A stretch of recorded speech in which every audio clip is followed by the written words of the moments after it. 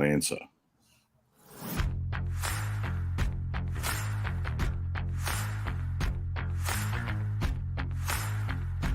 Welcome to the No Fear podcast and the No Fear live broadcast. I'm your host, Tony Lawler. If you're into mindset training, performance psychology, personal development, you'll dig this new format. No Fear Live is a unique broadcast, and it's different from the No Fear podcast. We decided to go live because we wanted to create the opportunity to interact with people like you all over the world, where anyone can log in and ask questions, and in some cases, you may even get invited into the show. The great thing about the live broadcast is that it's much more personal for the listener. That's you. Remember, self-defense isn't always about a confrontation with someone else. The first and most important fight is winning the one inside your head.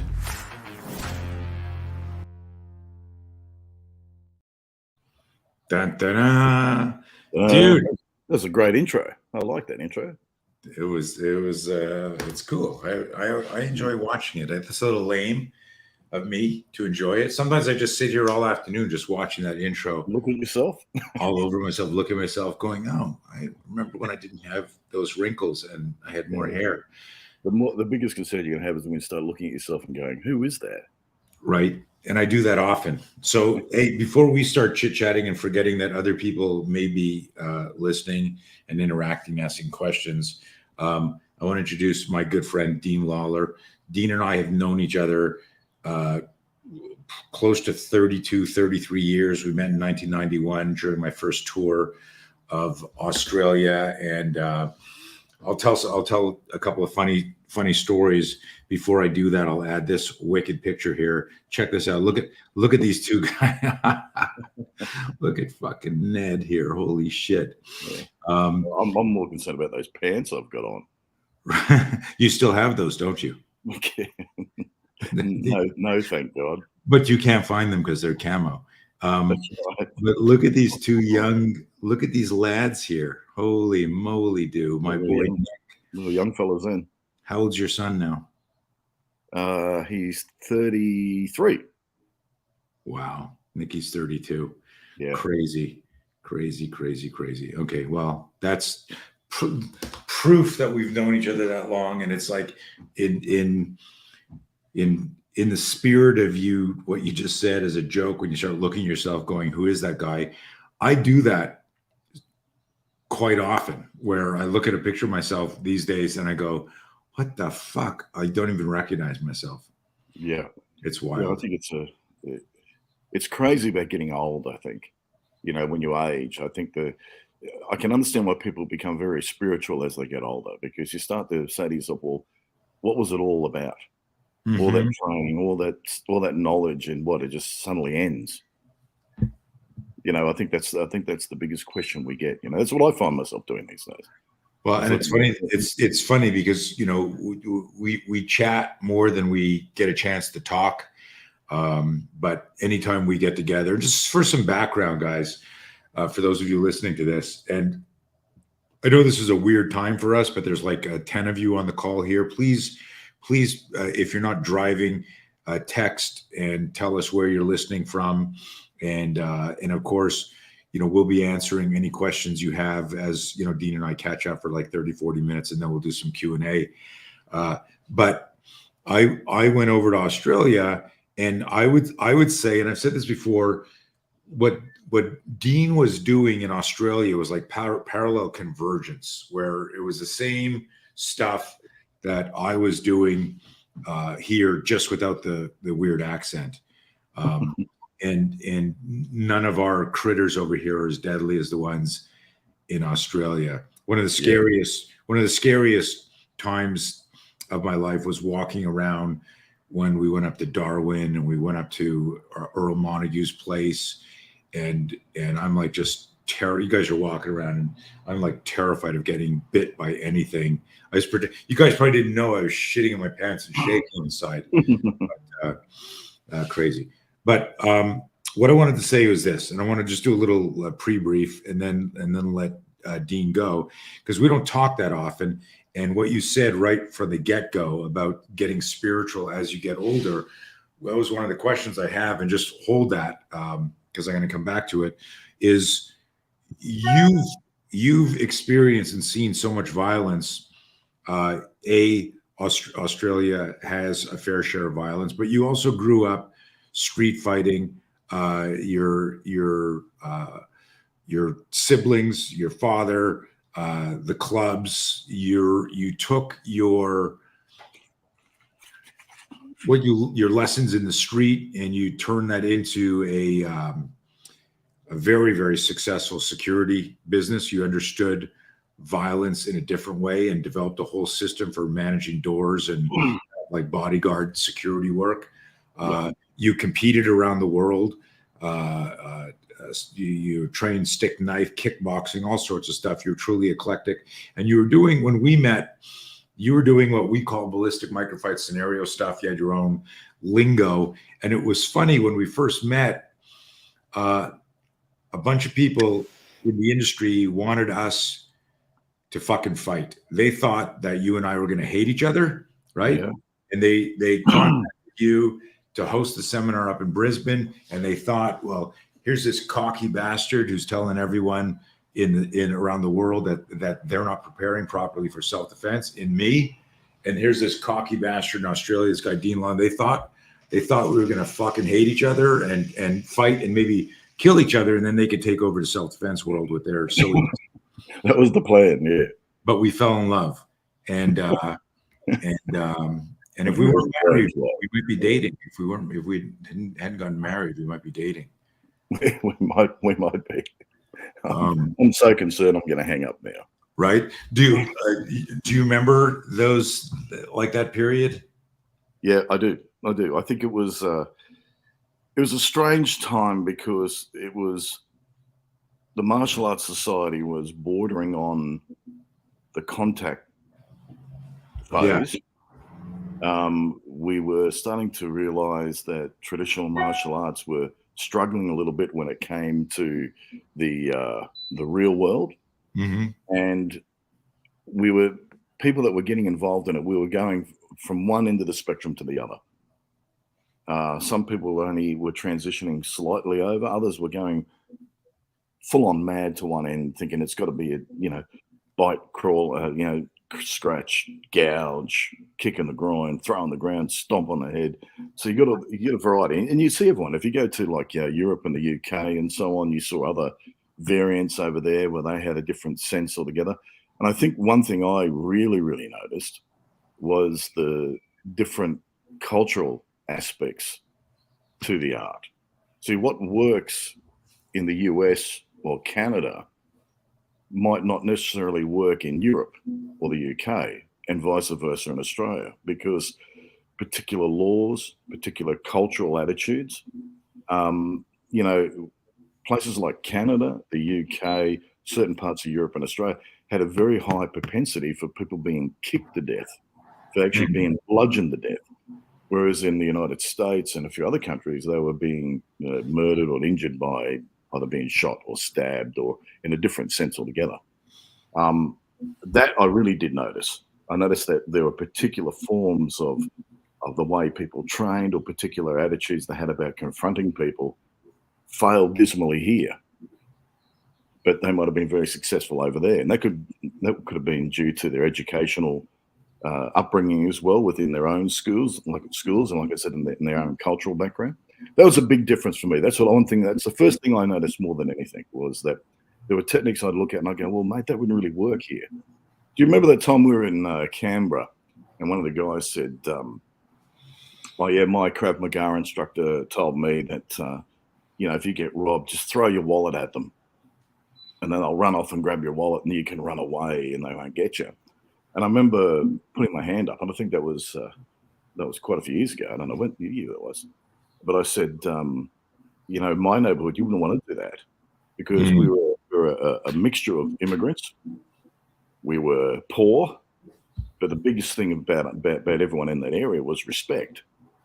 Have your own self-respect and have people respect you, Mm-hmm. And, if you would have thrown your wallet at one of the guys I knew in the neighborhood, they would have chased after you and beat you up for throwing the wallet at them. But then they would have stolen your money. Right. You know what I mean? So where it might work in one culture where you might get away with doing that, it's not going to work over here. Because at the time in that particular neighborhood, respect was more important than the money sometimes. Not all the time, but sometimes. It's interesting. I mean, you grew up with, I mean, let's jump around. First of all, a lot of people don't necessarily know who you are in my audience. I mean, I've referenced you in the past before, but how long have you been in the arts? What martial arts have you studied? Let's do a little background bio. Okay, start off with like most people did in this country with judo. Judo onto karate and taekwondo, and then boxing. You know, I was always boxing. Right. I don't know if I was a good boxer because boxing hurts. But then I got into the kickboxing when it became the trend to get out there and try it. I wanted to test myself. The biggest thing with me was I never really wanted to be a champion at anything. I didn't have any aspirations of being a world champion. I was very, very fortunate that I had the athleticism that I could easily jump on board and have a particular couple of fights and then do quite well at it. And I was very lucky, fortunately, you know, grace of God that I had those physical abilities. But I was always about testing things. My belief was that you couldn't teach kickboxing on a competitive sense unless you've actually jumped in there and competed yourself.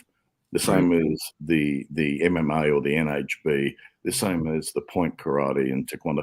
Like my brothers and I used to go to the martial arts store and buy a karate gi outfit. Still had the creases in it. We'd go put it on, then jump into the competition that day. I was only telling a story to a guy the other day that Friday, Saturday, and Sunday one weekend, my brothers and I competed in the boxing on a Friday night. Then on Saturday morning, we entered a point karate tournament. And then Saturday night, we actually jumped into a kickboxing fight. And then Sunday, we jumped into a judo jiu-jitsu tournament on the Sunday. And we did that in one whole weekend. Like I couldn't, now I'd have a heart attack or be bedridden for 6 months. You know, but in those days at 18 and 19, you know, that's all you want to do. So we were jumping into these things. Now, we wouldn't necessarily win every one of them, but we do pretty good, you know. But the thing was just testing, you know. It was always just trying to see what made him better than me and so on. And I was very fortunate. I ran into a lot of really, really excellent people, including yourself, that passed on knowledge and people and things that and people that I had learnt things or maybe directed me into a totally different direction altogether. And that was the biggest plus to it. And I think that's where people fall down when they stick to one for too long. I think you really do need to open your mind and open your eyes a little bit and see that the advantages to everything. My philosophy is maybe a little bit different than yours, to the point where, and quote me if I'm wrong, please, but I believe any martial art can work. I think every martial art is effective. My biggest concern is I just don't think people know how to teach it to make it effective. I mean, there must have been at least one guy in the karate field or the kung fu field or whatever, or the tai chi field, that must have been able to fight. That's where he got all the moves from. But what happens as per anything, when you pass it on, it gets watered down, and then they start developing things to make it easier to teach and understand. And that's the paradox of realism, of reality, isn't it? Because the more drills you create, the more it becomes more of a choreographed dance rather than reality. So that's the paradox. Yeah. So there has to be another aspect to it that makes it totally different. And in the end, the aspect that I found out after all those years of training was the emotional aspect. That was the biggest thing, the psychological, emotional aspect to it all. That's what made the difference. I used to work with a Shotokan black belt, and he was only a little guy, but man, he'd be doing upper cover blocks and reverse punches in a street fight and winning, fighting boxes and doing traditional karate moves, and almost doing a kata in the car park. Right. And I was just like fascinated, but it was his upbringing and the way he came from a boxing family. He was always used to contact. He knew when to do the block. He knew what made the block effective. It was his emotional content, his emotional ability that made his karate work rather than the actual technique itself. And I think that's where we fall down, is that the highest point of martial arts, the highest point of martial training should be to become free and not have to wrestle with the skill anymore. Mm. Because that's, unfortunately, everyone does it. Everyone wrestles with the skill. I do a particular move like this because this does that. But the key point is to be free of that, is to have those initial reactions, to that response to thing emotionally, more so than anything. And that to me seems to be that's the common denominator, sorry. No, I was gonna say that many times I've joked that Mike Tyson could have made Tai Chi work in the ring 100%, because of his emotional balance. And that might sound like an oxymoron because he wanted to kill people, but what we're talking about there is he wasn't afraid of the violence, and that gave him that emotional grounding. But also too, when you look at what Customato did with his training, when he did his peekaboo boxing and everything, every drill didn't go for too long. They'd be short little spurts of things, and they'd be absolutely intense. And there was no real choreographed moves to it as such. I mean, you had to respond physically at 100% to do it. There was no slow motion moves. There was no, I'm going to do this. I'm just going to swing these punches and you're going to duck and weave and step to the side and throw a combination. And they're all short and intense. And I think that's really the key to everything in your training, is to make it explosive. But like I said, you need to make it emotional, because the old saying, the old Tony Robbins, whatever his name was, saying, we do anything to avoid pain, anything to gain pleasure. Well, I think that's really what it's all about. That's really what we're trying to do here. So if you want to make it pleasurable, you want to retain it. It's like I said, everyone, one thing in swimming that can't be taught, and everyone goes, oh, backstroke. And I go, no, the one thing in swimming that can't be taught is buoyancy. It's floating. Because you can't teach. You don't suddenly go, do this in the water and you'll be right. You can't do that. It doesn't work. You sink. But the funny thing about it, once you acquire the ability to float, you never forget it. You can never jump in a pool again 20 years later. You still can float. Same as riding a bike. Balance. You can't teach balance. You get training wheels, you learn how to get it, you get the feel, and once the body feels it, but you can jump on a bike at 100 years old. You might have only been on the bike once when you were 5. Why are you looking at me when you say again? Why'd you look at me when you said you can jump on a bike when you're 100 years old? Well, I was being polite. Okay. Because you're like Methuselah. You're like, well, you're about 135 or something now, aren't you? So two things I want to interject here. One is I love the buoyancy metaphor. I've never heard that before. Because that is also, and I'm going to tie in Customato's biggest work, aside from those short explosive drills that he had Tyson doing, are very much, it made me think immediately of our ballistic microfight model. Yeah, which was always, every drill we did was 6 to 12 seconds long, and then it paused, but D'Amato's probably most unique contribution was that he taught all his fighters to embrace their fear. And if you listen to like all the interviews Tyson's doing now, and you talk about getting spiritual when you get older, like some of the stuff that he's talking about now with tears in his eyes is all about managing fear and everything he learned from Customato. But I want to come back to the buoyancy thing, because that moment when you take a kid or someone who's afraid of swimming and you teach them to swim, while they're afraid and very emotional, they sink. When they trust, they float. And then it's that sensation of it's almost like that intersection between the body and the psychology. I'm going to float, and there's not I never thought about that. That's very I didn't realize you were so deep. Interesting. But see, that's the paradox. As I was talking to Elisa earlier on, the paradox with training, especially reality-based training, is that the more drills you create, the more it becomes like a dance, and you lose that excitement. So every time you practice a drill, it's got to have that emotional content to it. It's got to be different. It's got to feel like it's the first time it's occurring again and again and again. I'm not a great believer in, you see a lot of people standing there and shouting at people, Mm. screaming and shouting at a guy. Listen, okay, the first time you do it to a guy in a class that you've never met before, it might be awe-inspiring. But, by the second or third turn, you start questioning what's he doing. You start laughing at him almost because it's no longer real. It doesn't have the same effect. So I think you have to be very careful when it comes to your training. Short spurts of training, I think, are great, and you've got to make it interesting. You've got to make it change.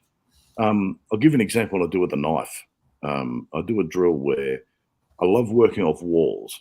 The great thing I love about walls is that someone can slam you hard into it, and it's that impact that shocks the living hell out of you. And you know yourself that every time you have an impact against your body, every time someone punches you, or every time you punch someone, you actually hold your breath. You actually don't breathe. So as soon as I shove you in the chest, you actually hold your breath for a second. And then the double impact is you're back hitting the wall again, and then you freeze. And it's like, whoop, and you go a bit stiff, a bit shocked, and then straight into something. So they're great ways of training. If you get the person to shut their eyes, it's even better. And even if they've done it a million times before, every time they shut their eyes, it's still new again. Mm-hmm. You get a different feeling to it. Like I like to get people, if they're about a meter away from the wall, then I'll make them half a meter away from the wall. Then I give them a meter and a half away from the wall.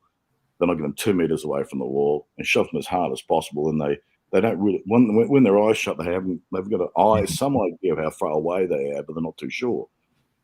But I was training some police officers, and they're pretty well trained guys. They seem to know what they're doing. And we're doing some, the guys trying to stab you and whatever against the wall. Shut your eyes, open your eyes up. Well, shoved in the wall, open your eyes up, knife comes at you. Whoa, what's going on there? And they thought it was great. But after a while, they started learning the emotional content to gain control of that. So what I did then is when I told them to shut their eyes, I actually got someone to kneel down behind them, which they didn't know. So now when they were shoved, they actually fell over, this person lost the balance, hit the ground, then the guy come and stabbed them. What I found amazing was that the guy that was doing the best in the class, this guy was just like, ex-army, trained killer. He was scared me just looking at him. But once he lost his balance and fell over on the ground, the 60-kilo girl who had the knife pretty much stabbed him to death. And he just there going, flailing his arms and his legs, and he didn't know what the hell was going on. So it's that emotional change always in your training that creates those specific drills. If you do it any longer than a minute, it loses its effectiveness. Even a minute coming right to the end of its span. I think 30 seconds or 10-second bursts, then stop, reevaluate, change it over, and don't do reps. Don't do like, a dozen reps of the same guy in a row. You have a go, you have another go, 3 at the max, then change around, do someone else, and not the same partners. I do this rotational wall drill, which I think I mentioned once before when we were talking. And what I do is you might have 5 guys facing the wall, 5 guys backs against the wall, and they'll fight each other or do their techniques, and then they'll rotate clockwise or counterclockwise. So you always got the threat of being into a corner against the wall, and you can't move, you have to face it. And then you've got the ability to be open to be able to move away. And that changes as it rotates. You never really know who you're going to get in the line. It's a different guy at the time. And sometimes you'll get, you look at the big guy at the end, you think, God, I hope I don't get him. And next thing you know, bang, you've got him. You go, oh, God, I'm going to get killed. And I think that's the whole idea of that emotional content. The more you do it, the better you become at that spontaneous reaction rather than trained reaction. As I said before, you want to be free of having to wrestle with that skill all the time. It's not being a guitar player, you can sit there and look at your fingers and look where the chords are all the time and over and over. But really what you want to do is be able to sit there and enjoy the music without having to look at where your fingers are going. Mm-hmm. Wrestling with that skill, yeah? So, but what about so a couple of things. One is, you said something pretty provocative, and this, maybe you're just getting mellow in your old age. You said that all arts are theoretically effective. And that's my paraphrasing. And I agree. And the origin of that stuff was fighting was very organized even violent encounters. You know, if it was two samurais that were going to slice each other up, there's a tea ceremony and meeting at a certain time, and you know, even to the point of like, you know, the two commanders would ride up on each other's horse and go, "Last chance to surrender." And nobody thought, "Well, I'll just shoot this fucker right now." There was a code. You'd go back, and then somebody would sound a bugle, dueling, and all that.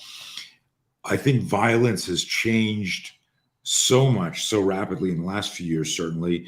But even, I mean, you've told me some classic stories working the door of chaos when you were learning. And I think what I want to point out, just for my own clarity in my audience and the way my head looks at it, I always say this: like everything works in a demo, and what the problem is in anything, whether it's a drill or a real violent attack, is what we call ACP: awareness, consent, and preparation. Awareness, consent. If there's no awareness, there's always a neurobiological reaction. What you were talking about, when you close your eyes and you get hit, you know, you were describing in other words what I've been, you know, for 40 years saying, start to flinch, right? The body executive function is hijacked.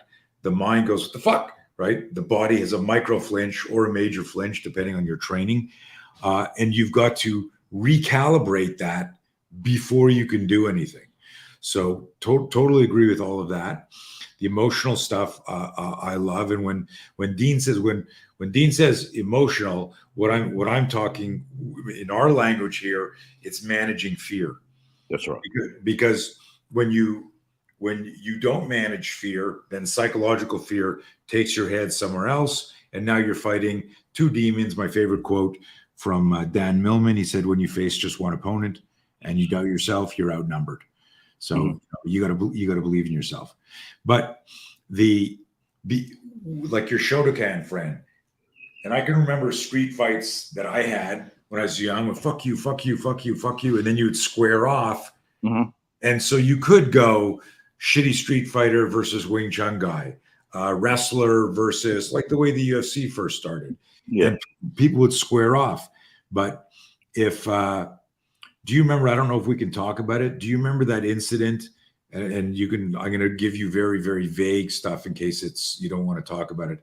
That incident that happened when you were one of the brothel. Oh, okay, sorry, not that one. No, okay. Not that one. The one in the Philippines where you're going around making a bunch of people look bad. And some guy shorter than you came up and had to talk to you and explain that please don't do that to us. Our culture doesn't like that. I'm trying to be vague here. Do you remember the thing with the knife that? Well, it wasn't really like it sort of like that. What it was that I went to a particular place where a guy had met many years earlier who was a knife fighter. I was asking questions. I was saying, look, do you know where these guys train? Who's this guy? Who's that guy? And so on. And what happened was that some of the guys that were part of the scene took offense to it, you know, thinking, who's this Westerner coming in here asking questions? And I remember this little guy walks up to me and says, mate, you're a knife fighter. And I said, oh, yeah, I'm doing this, I'm doing that. I was only young, you know, and he scared the living hell out of me. And he goes, what type of knife fighter are you? Next thing you know, Terrain, he's got this knife right down near my leg, near my groin. I was like, I'm not that good a knife fighter. Actually, I'm not even a knife fighter at all. I'm just looking for a friend. So, I like to take private lessons. Yeah. So you change the mentality. Deane's leaving out some details because of where we are, but the way I remember to describe it is the guy was super in close to you, and then talking to you, and next thing you know, he had the blade up under like inside of, going, hey, I'm going to circumcise you. Yes, it was a violent encounter. Let's just say, believe it, it was a violent encounter that definitely woke me up to reality. But in the end, we ended up becoming friends. He ended up being a pretty cool dude, and they're good. But at the time, it was quite fun. And my point about all of that is, and everyone listening, is this guy knew exactly what to do to get super close and have it get his weapon out without. And listen, Deane is very well known for his knife fighting and knife defense system, and so I'm explaining this because what I was trying to shine a light on is organized fighting, even if it's violent. Like, had the guy said, fuck you, and done this, he still might have harmed you. You might have beaten him. Of course. But there was ACP, awareness, consent, and preparation. The most dangerous fighters aren't going to fucking telegraph and announce. And even you've had some crazy fights at the door. And what was the crazy? But I remember one. I'll tell you, you've been, when you are working the front door, the fact is the one that gets you is the guy that smiles, the guy that just totally unarms you. Yeah.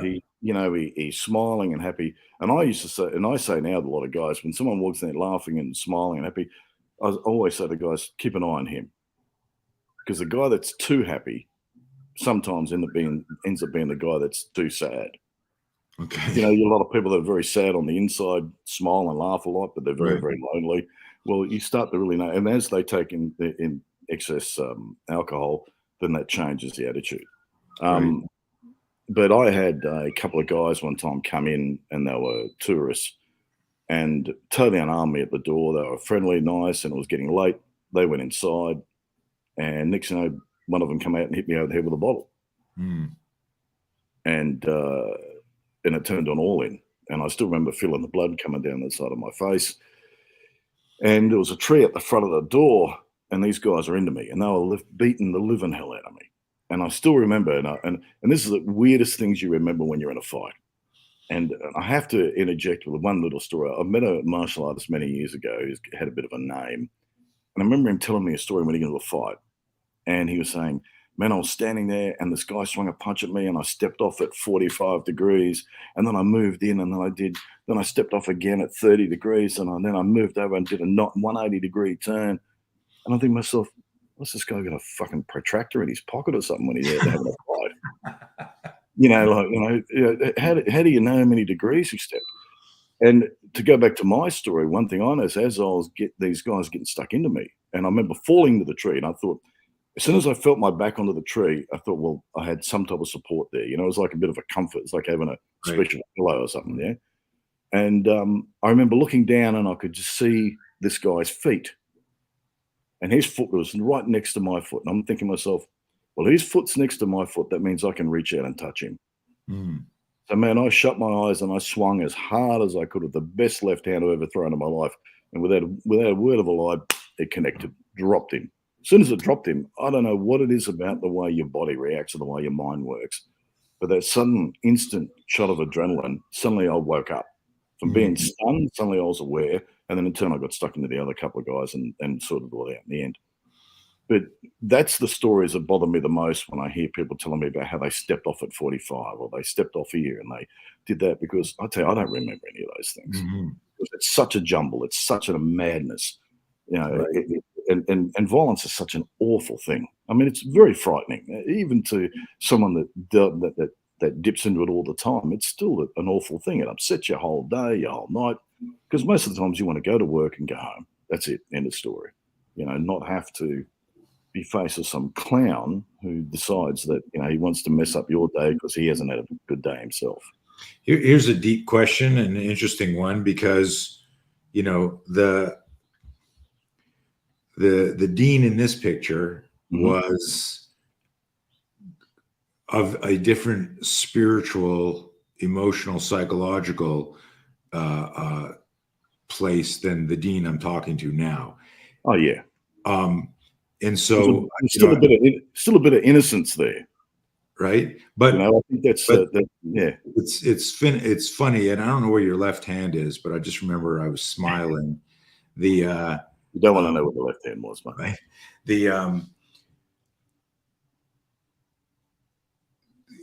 I always tell people, like, what's important to you when you're 20 to 30 changes when you're 30 to 40, changes when you have a kid, when you start a business, changes when you're 40 to 50. And to come back to what you said at the beginning, as we get older, we get more spiritual. Yeah. We got a little bit more wisdom.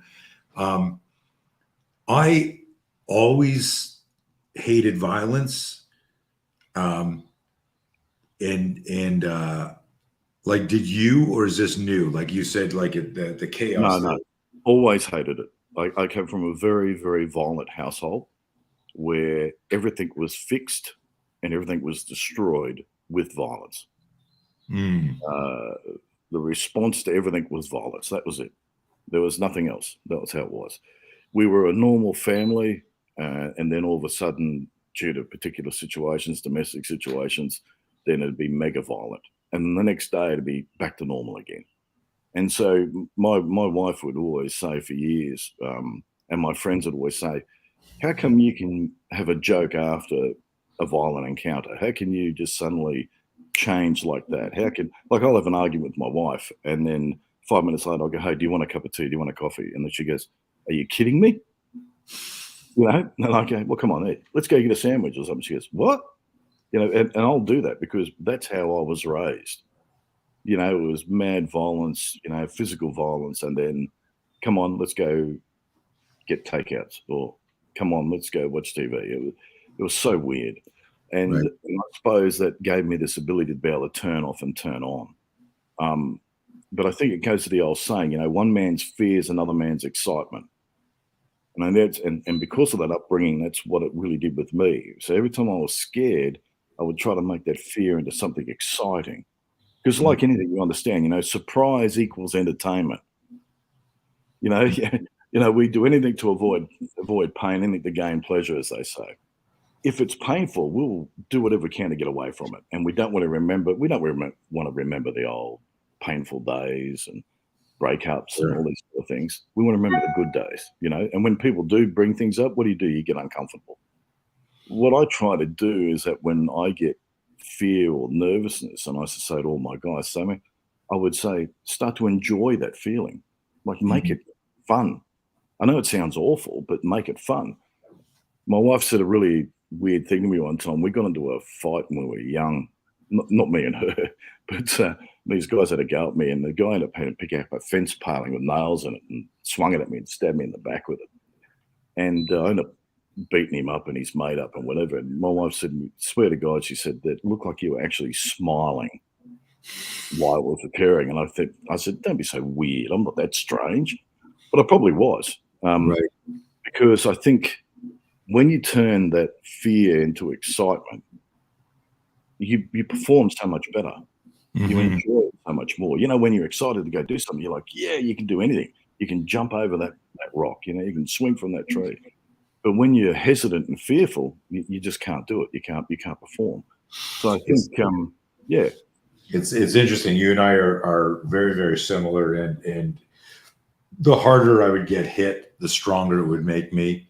I always had a. Do you remember like Benny the Jet?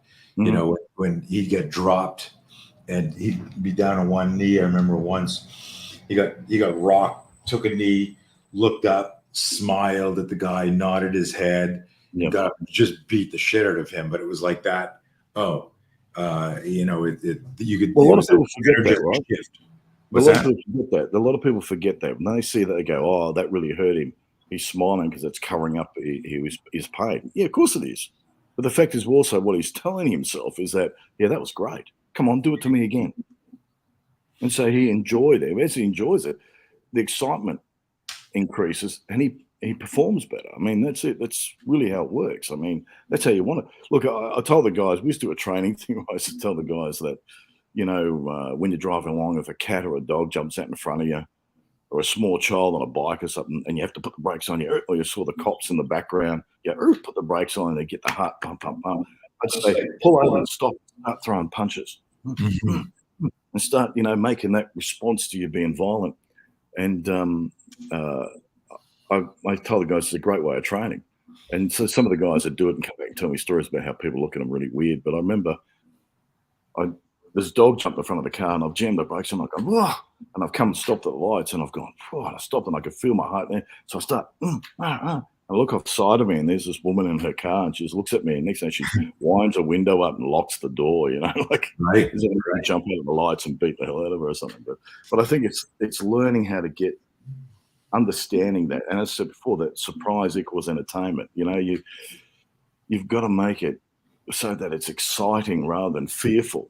And it's really hard for people to relate to that. But, you know, after a while, you know, that's where I think you get people, you know, when there's been a battle that you turn around, hit your chest and high five each other. And, Yeah.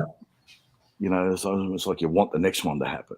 You know, you really don't, but it's like, yeah, we made it. We've done it. It's interesting and so subtle. I don't know if you ever heard this story. I haven't told it a lot. Little Nicky, when he was 7 years old, we were on a trip in LA, and I was walking around Melrose Avenue looking at like thrift stores and looking at stuff. And he's walking around, and they had this glass table, like a showcase, but it had a protruded edge that you couldn't see at his height.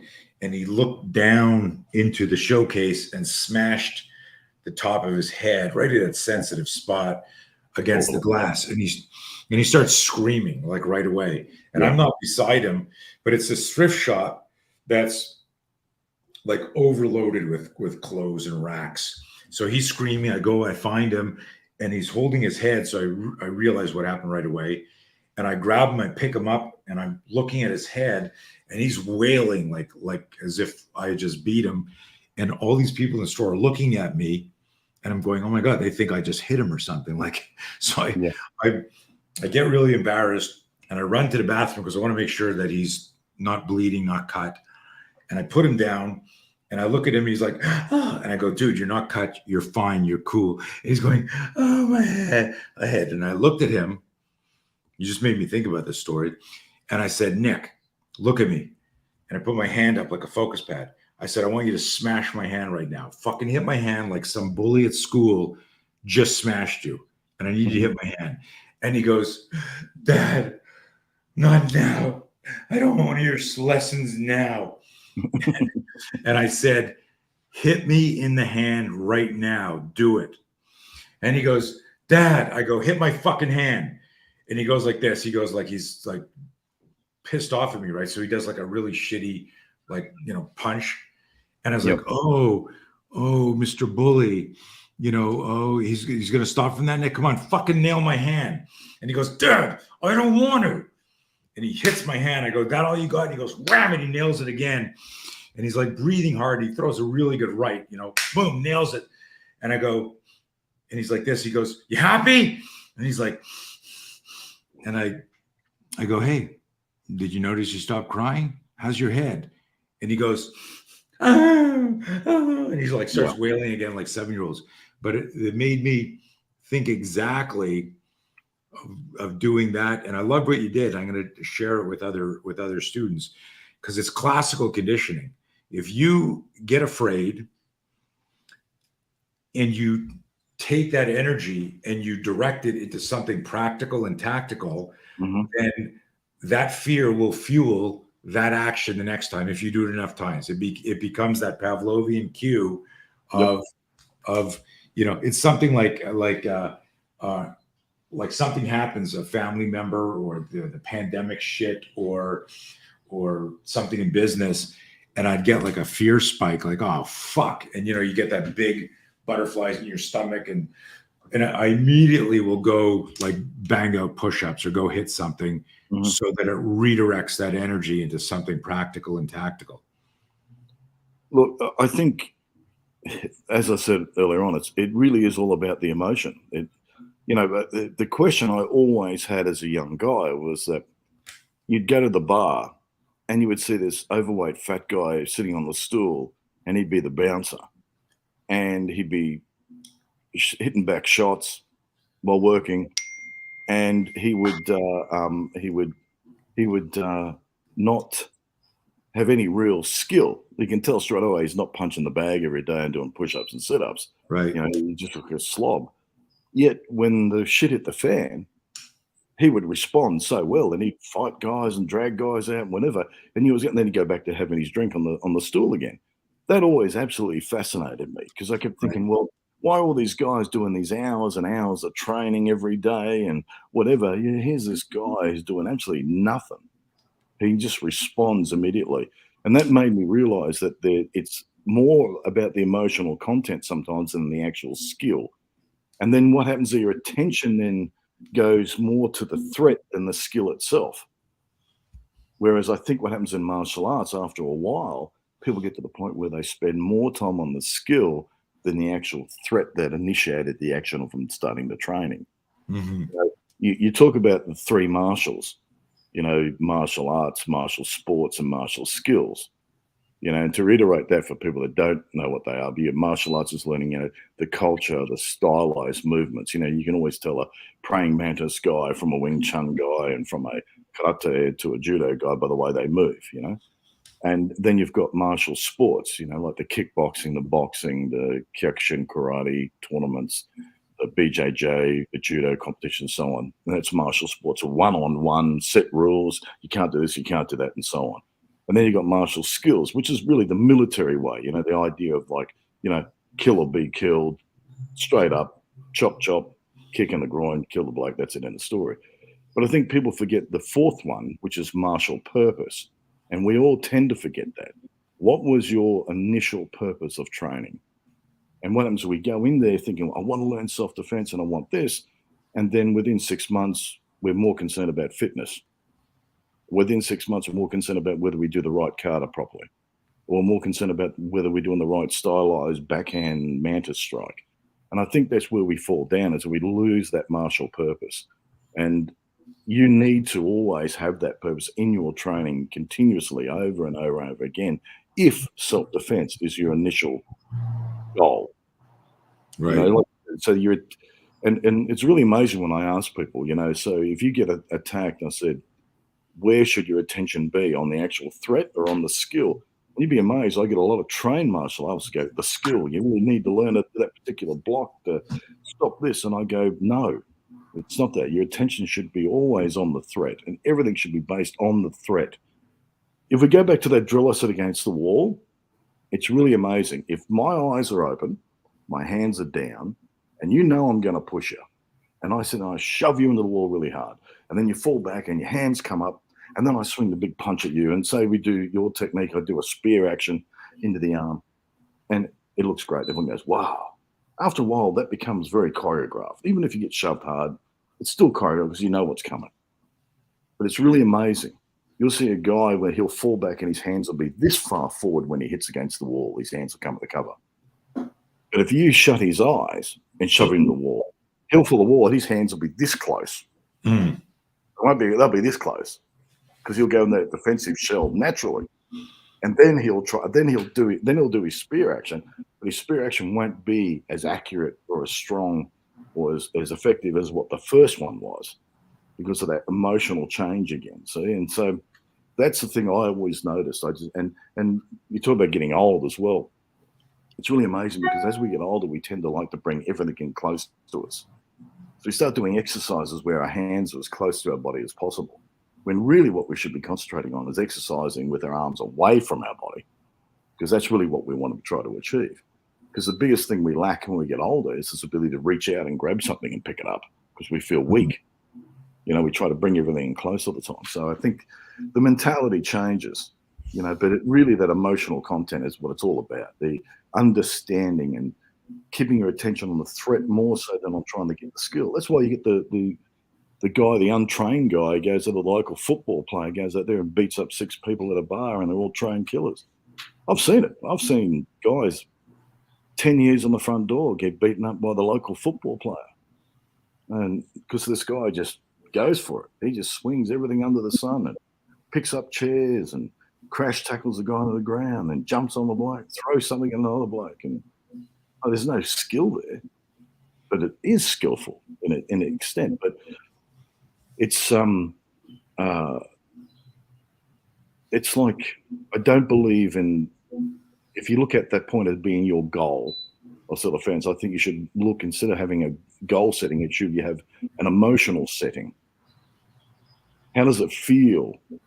When you get people where they go, I'm going to get that car and I'm going to get that job in the world and I'm going to feel it's going to be it. That's it. I have everything. And they get it and they go, no, it's not what I expected.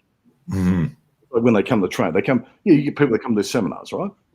And they hear all about you, they get there and they do it. They go, yeah, it was good, but it really wasn't what I expected. Right.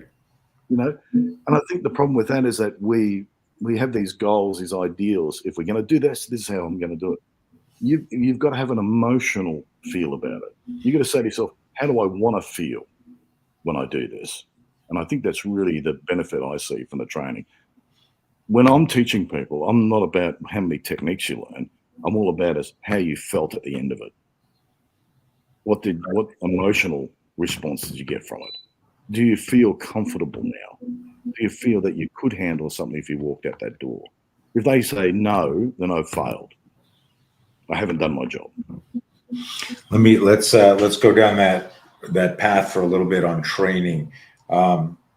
You've had a very, very you've been in martial arts for decades. You've had street stuff. You built I don't know how big your security. You've got 3 different companies that I know of. Mm-hmm. You've got your the We apparel. were pretty big there. Yep, we were pretty big in the security there for a while. I've really, really cut that down due to the fact is that I've just got older and I really don't want to have the hassle. At the height of your running security, how many employees did you have? How many staff? About 330, 340. Yeah. And we're probably down to about 100 now. Yeah. Yeah. So and you've got your Lawler Training Center.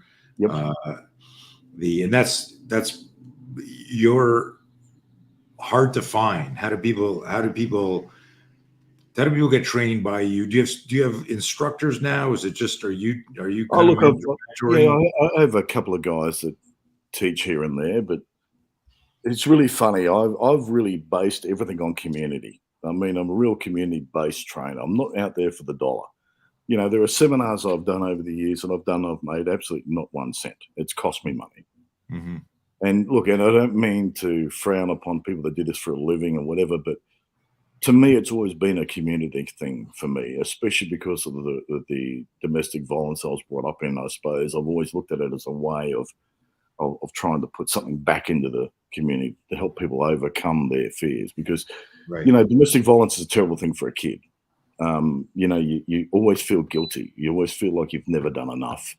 You become afraid of your own shadow, and it's so easy for it to get out of control. We were very, very lucky, my brothers and I, that we were smart enough, intelligent enough, and had a strong mother who also directed us in the right direction as well.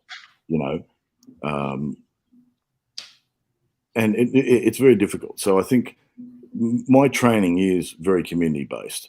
I am changing that now, but I am sort of going more down a financial sense, a more monetary thing to it, because I'm sort of looking at it more as a semi-retirement thing where I want to actually do it 3 or 4 days a week and maybe make a little bit of money out of it and enjoy it rather than having to just drop in and do everything for free all the time. But I get a lot of people that can't afford training. They come and train with me. I get a lot of people like that, but I enjoy it. But I enjoy seeing the responses. I enjoy seeing the responses. I'm a weird dude, I'll see violence and I'll start laughing at it, and like my kids and my wife always thought I was quite strange. I'll be sitting at a restaurant and there'll be a fight over the side there or a bar, and I'll just sit there and I'll keep eating because it's like I said before, like there's levels of violence to people. Yourself when you're doing your seminars, you get some people and someone goes, "Shut up," and they go, "Oh my God. That was so violent." Yeah, well, you're kidding me, aren't you? Like, to me, I've got to the point now where unless the guy's pulled a knife or a gun, or there's 3 guys on the one, it's not violent to me. I see 2 guys having a tussle with each other, and they're grabbing each other, and I go, "Look at these 2 idiots." I mean, I don't even get fazed by it. I just look at it and go, I'll walk up and go, "Mate, cut us out, will you? Just go away. You piss off, go over there." It's nothing, Right. So I think there's levels of it. And I think what you're trying to do is you're trying to attune people to the levels where they become comfortable in that point. Not where they become foolish and become overly brave and think, I'm not going to bother. I'm still very aware that you can die from a push. Right. Trip over, hit your head and die. I'm fully aware of that. But I don't get to the point of that anxiety level, where it becomes mad, Right. I get stories from guys that work for me, "Oh, boss, you should have seen it. It almost went down." And I go, "So it didn't happen?"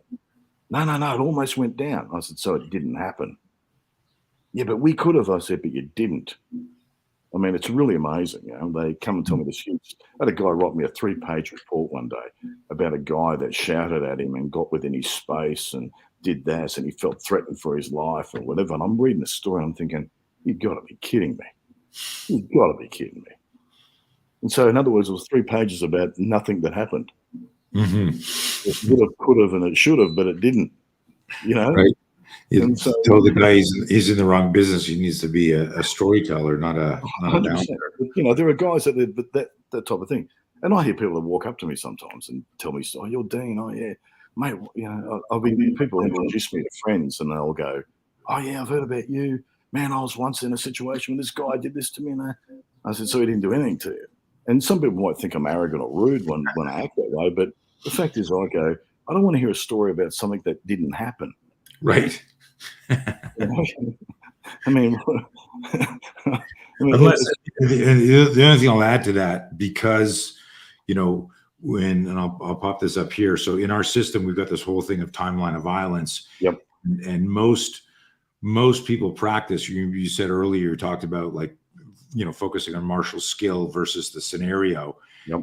And understanding the threat. So when you use the term threat, and so I use the timeline of violence, like your situational awareness, your internal self-talk, what are you saying to the guy to morally, ethically, legally de-escalate it, but maybe also set him up for what you guys call a king hit if you need to preemptively move. Yep. But that might be a wrong term because king hit's like a sucker punch. But anyways, yep. But in the timeline of violence concept here for everyone listening, I've had lots of students that say, "Hey, somebody was following me or somebody did this, and I did stuff in D1, D2, and nothing happened." And I just want to point out that that's very different than the situations that Deane's describing. When a graduate of our program or a client of ours says, "Hey, this almost happened, but I did this, and they're talking about deploying a strategy that successfully allowed them to avoid or de-escalate, different than somebody emotionally coming up to like Deane or going, "I almost got killed last night," and yeah, exactly. I almost got killed, almost got run over. Right. Let me ask you this, because we're at the top of the hour here, and I'm going to go through, guys. If anyone has any questions, of course, it's early in the morning in Australia, and I think only Bruno's on here from Melbourne, but we've got we've got New Jersey, Oklahoma, Maryland. Where else do we got here? Spain watching, Texas, Canada. Guys, while I sort of package an ending together here, improvise an ending, any questions that you have for Deane, drop them in the comments below. There was one earlier, and this one here, where Jeff Vernon is asking Earl Montague. Did you know Earl? Did you ever? I knew Earl Montague. Yep. I think Earl originally was a professional wrestler. I think he was a wrestler and he did his Tai Chi. And I think that's what made his Tai Chi quite effective as well. He was a big man. He was a big dude. Yeah. I like Earl. Yeah. I went to visit him on his ranch, and that was, again, I was terrified there because you'd be walking around, I'd be like going, "Come look, walk through the hills, look at this," and I'm like, "Hey, do you have like dangerous snakes out here, like while we're walking?" And he goes, "Oh yeah, by the way, your most dangerous snake in the U.S. is our 7th most dangerous here." I'm like, "Holy shit, what else do I need to watch out for?" "Well, watch out for these spiders and watch out for these critters." And I was like, he's like pointing, "You see that tree over there?" And I'm just like looking at the grass, looking at the rocks. But Earl was cool. I spent a couple of days with him at his place. I think he even did an article on me or with me in one of the magazines that he wrote about, and he was cool. But I had and it was super interesting when we got together. Like when you and I hit it off in the same way, a lot of people, when they think when big personalities get together, like there's going to be fireworks. Yep. And Earl and I didn't even talk about martial arts at all. We were talking about our families, talking about life, talking about, and somebody asked me about that. I said, like because you just respect each other. You get nothing to prove. We're not going to fight. We're not going to go like whose kung fu is better. This isn't a Shaw Brothers movie. And when you see that type of like petty psychological fireworks in people, it's a real sign of like insecurity in people. But mate, I out of every so-called famous martial artists in the world that I've met so many that just want to prove to you that they're better. Right. And it's so disappointing. You know, the old saying, you know, be careful meeting your heroes. Right. You know, you're going to be sorely disappointed. You know, well, I've been sorely disappointed many, many times meeting my so-called heroes. I meet them and I think to myself, why do people want to come and train with this idiot? Right. You know, I mean, this guy's a fool, you know, and he's talking about magic, you know.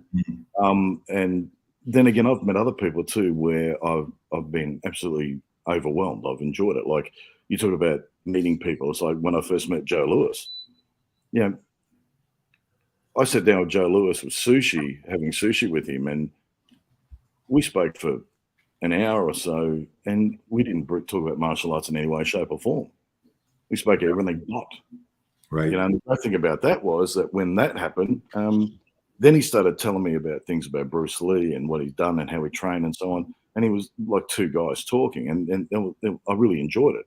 I must admit, I've learned more from the old masters, if you want to call them that, by sitting down and talking to them, having coffee with them, than actually training with them. Sure. Because you listen to their experiences, their background. You know, like I was very fortunate to train with two very well-known Filipino martial art instructors. That was Kako Cañete and Carlos Navarro, who actually ended up fighting each other, I think, at one stage there for one of the last stiff fights to the death, if you want to call it. You know, when they no gear on at all, just beat the hell out of each other. And I was very fortunate to train with those two guys. And it's really funny because their backgrounds, there was a bit of a parallel in their background, you know, with the violence and so on, where they trained. But like I said, I've learned more from listening to people's backgrounds and where they've come from than I've actually learned from learning the technique itself. Like Benny Jet, I had a great time sitting with Benny, talking about his background, his family, and what he do, where he's going. I think last time I spoke to him, I actually got him a jacket that we actually made at our factory, and gave him a jacket, and he took it with him on his smoking ceremony. So I think he's part Blackfoot Indian or something, or forgive me, wrong Indian, but so you learn so much more from the person that way rather than talking about. Well, here's another thing also to think about. Aside from you're obviously intelligent. I know you got a voracious book collection, and you love like looking at those old books of you know, seeing ancient photography and going, oh, look at that, that's lists and origins. And but you made me think about something in our Spear System instructor courses. We've got a slide up where we talk about the difference between like a coach and a teacher, where a teacher says, learn this information, and a coach wants to inspire you to perform. And the psychology is completely different. So in the spirit of how you say, I want to know how you feel, that's a coaching essence, as opposed to, hey, next week there's going to be a test, you better know these 7 kicks. And now people are memorizing like technique. And we always tell people like that the fixation on technique is your single greatest hindrance to spontaneity in a real violent encounter. Because you're focusing on how to move as opposed to when to move and why to move. But we would ask this question. I don't know if you ever heard me talk about this. I would say to people in the class, how many of you know who, Muhammad Ali is? And everyone, well, of course. How many of you know who Sugar Ray Leonard is? Well, of course. Did you know that Angelo Dundee trained both Sugar Ray Leonard and Ali, and they're like, oh yeah, okay, I didn't really know that. A lot of people don't. Yeah. You know that, of course. And I go, if you had one opportunity for a photo op and to spend 15 minutes talking, who would you pick, Ali or Dundee? And everyone goes Ali. And I go, I let them all answer. And then I go, I pick Dundee. You know why? Because Ali might not be able to teach me anything about self-defense or fighting, but I know that Dundee can. You want to spend time, you want to have lunch with a coach, somebody who's figured out how to inspire performance and movement. Mm-hmm. Because the learning that kick or learning that punch or that counter, that's just biomechanic proficiency. You can learn that through reps.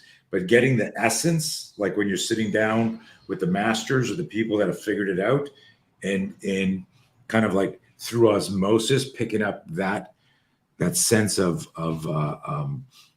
balance and essence and integrity, that's cool. Well, it's fascinating. It's fascinating when you look at it, because some of the greatest fighters in the world can be the worst coaches you could ever meet. Right. And you get some of the worst fighters in the world can be the best coaches. I mean, that's how it works. But to reiterate, to go back, like you said before, exactly what I was mentioning. You want to be free and not having to wrestle with the skill. So you can concentrate more on the threat than the actual skill itself, which is where people fall down in their training. It's all about, like I said before, that emotion. But also, yeah, I totally agree. If you want to sit down and talk to Angelo Dundee, you'd be asking him questions like, okay, then Ali might have had 1,000,001 physical attributes that made him great. But, how did you train them? Right. What direction did you put him? What direction did you point him in?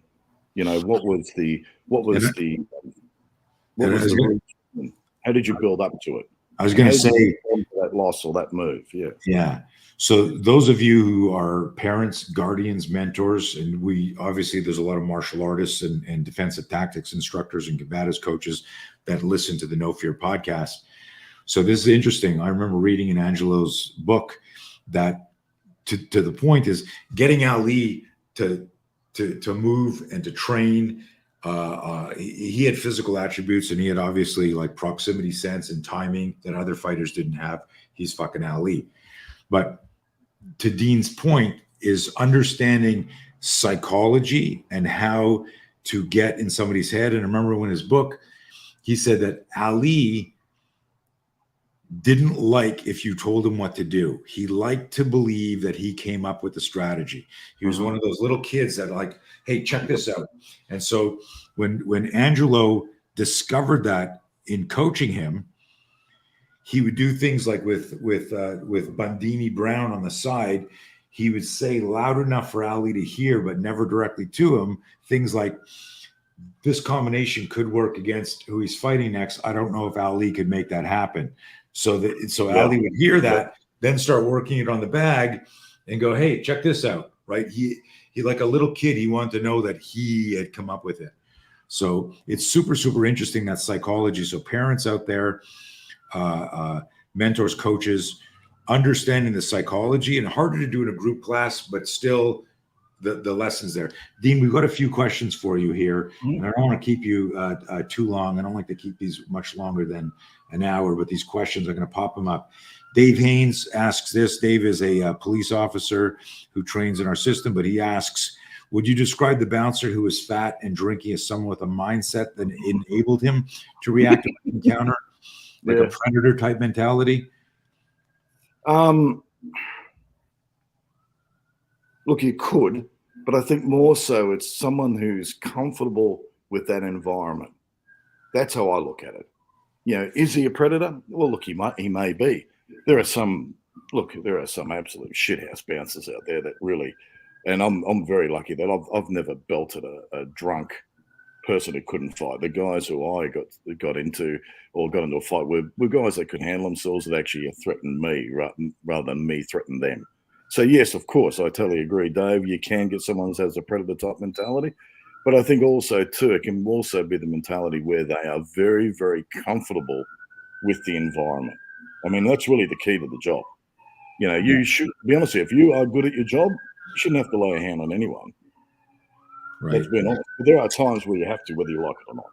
Right. And Dave, as a police officer, you know that. And you know, I think that the reality is, you know, if you look back at this picture here, uh, Deane and I have both put on a little bit of weight since those Mhm. days, but we're both comfortable with violence, but we're not predators, right? So in that Exactly, yeah, sense, yeah. The in that exact sense, opposite. If anything, we probably despise the predator. Like I yeah, see them, I can smell them. Like, you know, even yeah, when I'm interviewing guys for a job, I can tell a guy who's there for no other reason, but he's there for the glory of the hunt. You know, yeah. I see that. I see it And, in them. and, and that Okay. actually ties in to this next question, which is kind of cool. Michael asks, way back, 130 security bouncers and doormen, I believe, are different. Do you find you select people to bounce who you wouldn't choose to work the door? The difference between uh, Mm. a doorman and bouncer, or Okay, in yeah, totally. Australia, is that the same? Okay, yep, mate. Yep, totally. Yep, 100%. You get look, the guy who does the door is the guy who can talk the talk and walk the walk. That's the ultimate doorman. He's the guy that really should never have to raise a hand. He's the one who picks and chooses who walks in the door. If the club owner gives him the opportunity and the ability to do so, then you're going to have a great club to go to and enjoy yourself, and there's going to be very, very limited amount of trouble. If you put a meathead on the front door that knows nothing but to respond, as per what Dave said, that predator type mentality, you can have nothing but trouble. Right. You know, yeah, definitely. A doorman's totally different. I would probably class myself more as a doorman than the bouncer. Mm. You know, you know, there are guys that are good at it. You can just be good at it. You know, like I remember when that Roadhouse movie came out and everything. You know, um, That's a good I, example. yeah, exactly. Yeah, I get people come up to me and go, you know, I always love that saying. You know, I thought you'd be taller. I thought you'd be bigger. I used to get Right. that all the time. I've Right. all heard about you, Dean, but I thought you'd be bigger. I thought you'd be. I go away, idiot. Now, but I think the doorman is a guy who can be presentable.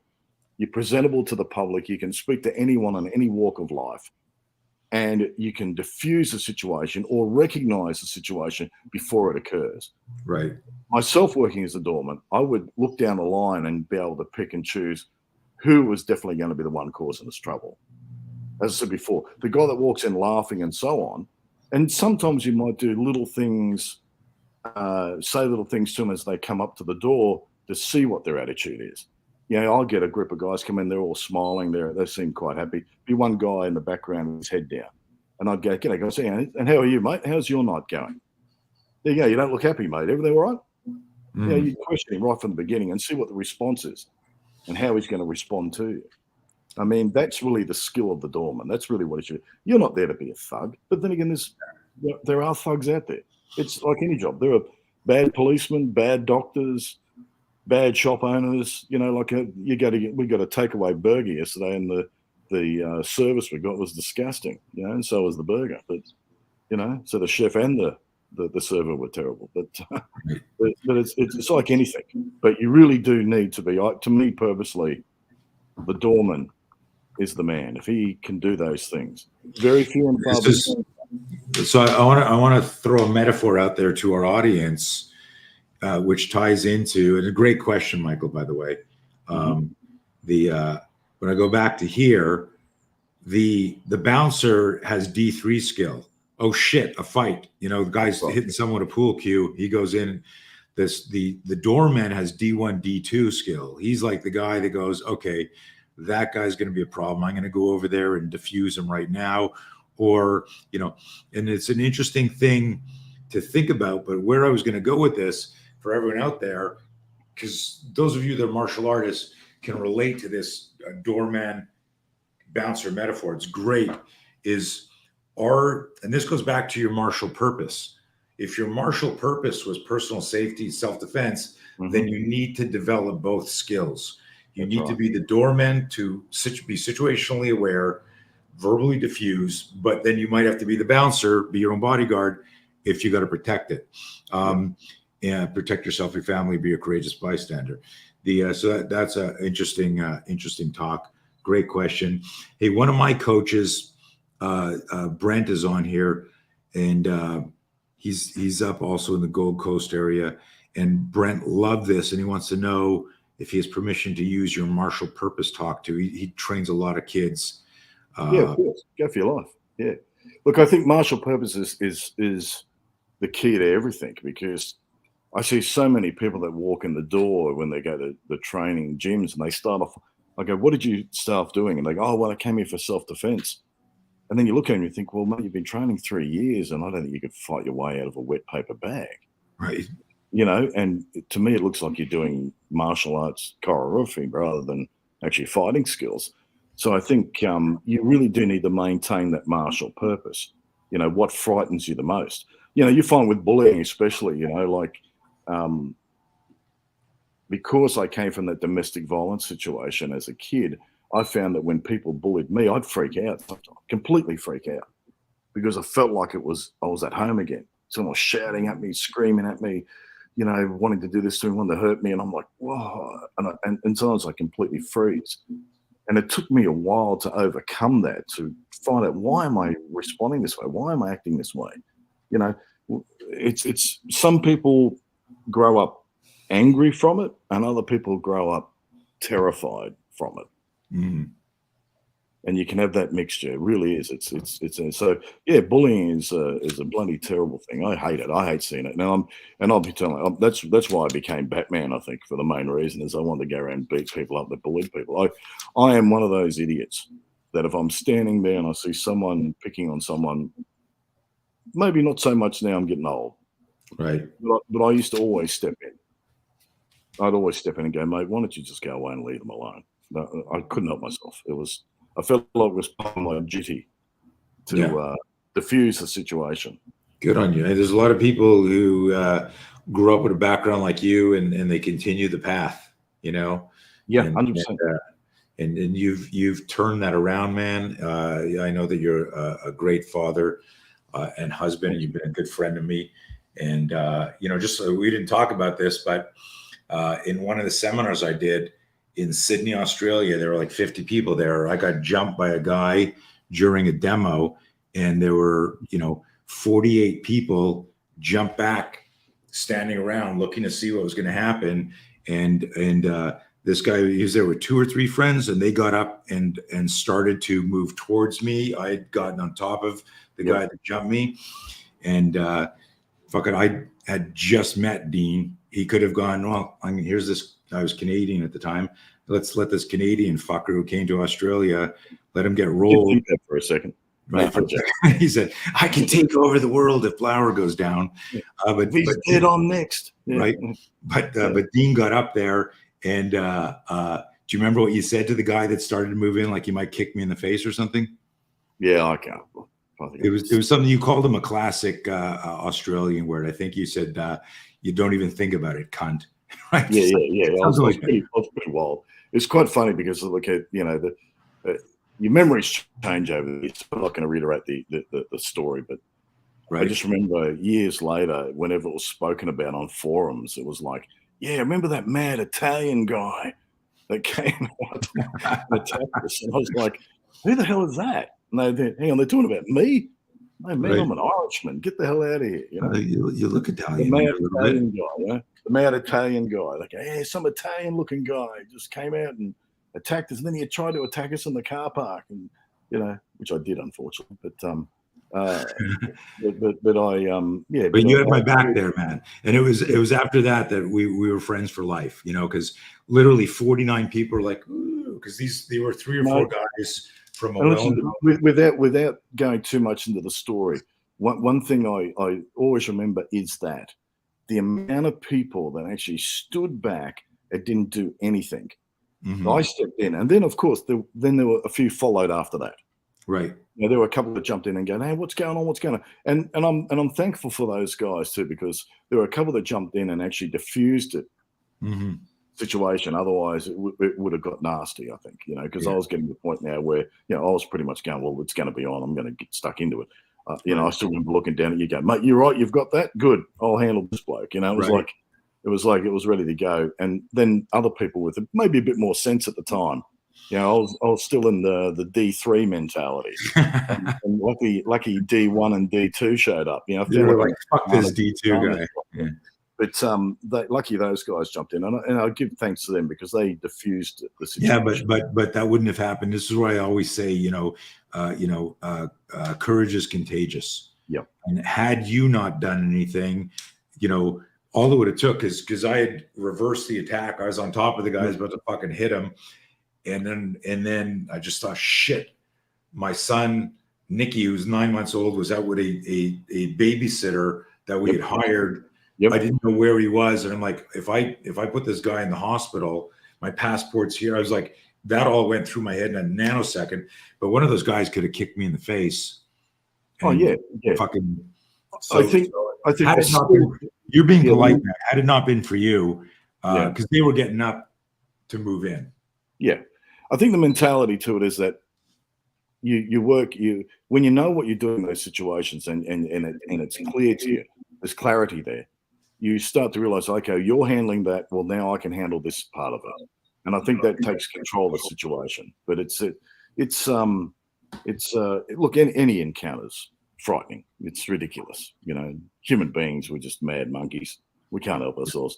As my dad always said, just because we can put on a pair of pants, we all think we're a bit special. But, but that's how we are, and that's how we act. And I think another thing before we cut it off, I think we've also got to look at the point now in self-defense. Now we're getting an older generation of people like ourselves, and our training needs to change, and our mentality needs to change a little bit as well. Doing the long rounds on the bags, well, we're not doing them anymore. Doing all the mad training anymore. We can't really do that too often. So you shorten your training, you make your training a little bit more, maybe a little bit intense for shorter periods of time. You change the way you're getting yourself physically ready for situations. I spend a lot more time now learning how to breathe. Mm-hmm. Like I said before, learning how to extend my body. Working more on the forearms. When I'm doing ab work or any type of strength work now, I spend more time working my back, strengthening my back, maintaining some form of maintaining hip flexibility, shoulder flexibility more so than ever. And I think, your training changes. Guys, listen to that. Don't take that with a grain of salt. Take that like as gospel. We are all aging athletes. And every time I fuck myself up, it's because the 20-year-old Tony goes, you lift that weight or hit that bag or throw that kick. And the 62-year-old Tony goes, I wouldn't do that if I were you. But this is what I do. I don't compare myself anymore to what I was then. If I've got a 20-year-old in class and he's doing fantastic moves and my ego kicks in and I want to try to do what he's doing, I stop now because I say to myself, I don't compare myself to a 20-year-old. I compare myself to I'm 61. I compare myself to another 61-year-old. And compared to another 61-year-old, I move pretty bloody good. Right. And I'm happy with that. So when I'm 62, I compare myself to a 62-year-old. Right on. But comparing yourself to a 30-year-old when you're 61, you're an idiot. Yeah. You want to be the fittest, strongest 61-year-old in the room. You may be the only one. But, I mean, that's how you want to be. Right. I mean, don't ever do that comparison because you'll be sorely disappointed. It'll destroy your ego and it'll destroy your confidence. As well as maybe parts of your body. Hey, one last thing here. I've been going to Australia for 3 decades now. I will tell you this, wherever I was teaching, if Deane wasn't busy and committed, he would literally fly to where I was and show up, hang out. We'd go have a bite to eat, go have a couple cappuccinos, but he would show up at the seminars. Here's one where, also to his credit, the Richard Norton showed up, and this was this was in Melbourne, I believe. Yeah, and we were all. Someone had brought the 3 covers of Impact magazine that we were on, and we took a picture together, and it was kind of cool. But I just wanted to let you guys know that that's a real friend, but also like he's truly a martial artist in the sense of studying the arts, and he's more polite than I am, with even though he's I'm older than him, you'd think I'd be wiser, but I'm not. In seeing some of that value, and I'm being facetious there. I'll talk about that another time, but we got to wrap up here. Yeah. Guys, the best way to reach you is Facebook, right? That's the only social media. Facebook's the best way to reach me. I will be changing that very soon. You know, we're looking at putting this a YouTube channel together and a whole lot of different things. Right. But I'm a bit of a perfectionist. You know, I want to make sure it looks 1,000,000% before I even go ahead with it. I want it to look part. And I'll actually probably on the channel, so I'll probably interview a few people and do a few things. But I don't want to become like another Joe Rogan or any of that type of shit. You know? Right. I'm not saying this shit, but I'm saying I want to go in that area, you know. But I really want to start looking at the aging population. I want to look at that fear base. I want to look at so many different ways about training rather than necessarily and talking to people like yourself and how you are now at your age. Where have you noticed the changes? I mean, I think that's really interesting stuff. I think people want to learn that, you know, where to go. That's a good theme, man. Like you can call it the aging athletes or grumpy old martial arts. Old bastards, yeah. Okay. Was that a question we had there? Missed a question. Yeah, no, it was just a comment from that guy, Michael. I'll put it up here. I just let it for like people watching the show to read that, but just Michael, thank you so much. That was a great question. Thanks, before, and so glad you're enjoying it. Definitely. And that shows that he's got experience in the industry, because very few people in the industry would ask that question. Will ask that question. Yeah, you know, there is a major difference between it. Yeah, and I'll tell you one thing: you get a good doorman, you're laughing. And they're very few and far between. There used to be a lot more of them around. Now there isn't. It's really amazing how the attitude of young people has changed so much now. One quick thing before you go. I actually had a guy that resigned from me because he got pushed over by a guy that was half his size, and this guy was a fit young guy. And one of his main reasons was that he goes, "I joined up this job for the glory." And I remember going, "The what? The glory? What? Being sworn at, spat on, and punched? What glory are you talking about?" Right. So it's amazing how the attitude has changed a bit to what the job originally was all about. Yeah. Love it. Like that, yeah. Brother Deane, thank you so much. Thank you very much. No, thank you for the opportunity. Yeah, of course. We'll do it again when you get your other, when the training center goes more prime time. Yeah. Let's expose that a little bit. I'm going to sign off now, guys. Please share this. Share it with your family, share it with your friends, tag people you know. Follow us on YouTube, because that's really where we want to grow the community as these other platforms get weirder and weirder. Deane, thank you so much, buddy. Stick around for a minute. I want to talk to you a little bit more after the show. Stand by. Okay, no worries.